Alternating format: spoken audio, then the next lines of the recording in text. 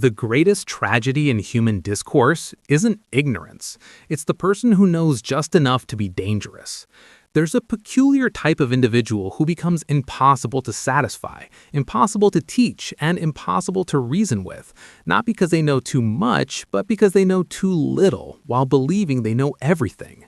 This ancient wisdom captures a truth that echoes through every classroom, every workplace, and every conversation where genuine understanding collides with superficial confidence. Consider the person who knows nothing at all. They approach the world with open hands and an open mind. When you explain something to them, they listen with genuine curiosity. They ask questions without pretension. They're grateful for knowledge shared because they recognize their own emptiness. Their satisfaction comes easily because every piece of information is a gift that fills a void they openly acknowledge. There's a beautiful humility in complete ignorance that makes teaching and connection possible.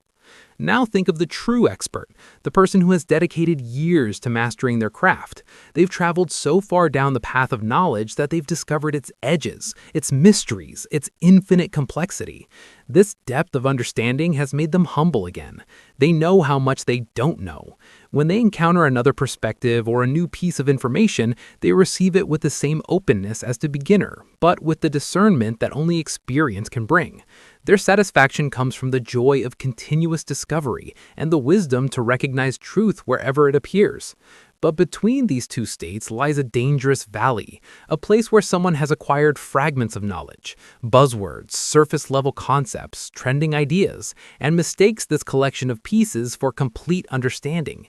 This is the person who has read one book and believes they've mastered philosophy, who has taken one course and considers themselves an authority, who has scrolled through enough social media posts to feel qualified to dismiss experts.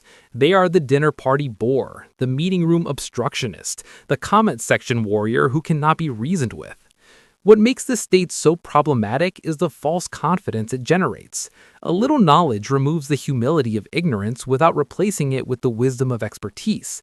These individuals have learned just enough vocabulary to construct arguments, just enough information to feel superior, but not nearly enough to recognize the nuances, exceptions, and complexities that true understanding requires.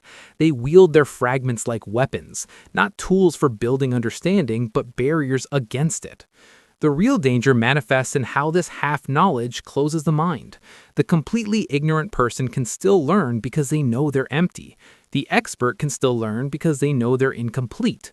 But the person with fragmentary knowledge has filled just enough of their mental space to believe themselves full. They've achieved just enough questions to stop asking them. They've achieved just enough understanding to become unteachable.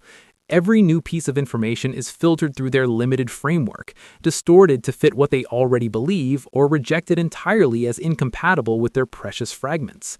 This phenomenon explains so much of the frustration in modern communication.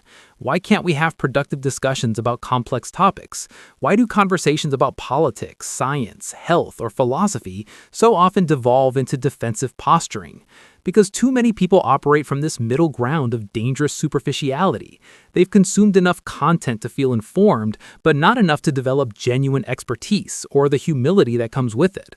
Social media has weaponized this tendency, rewarding confident simplification over thoughtful complexity.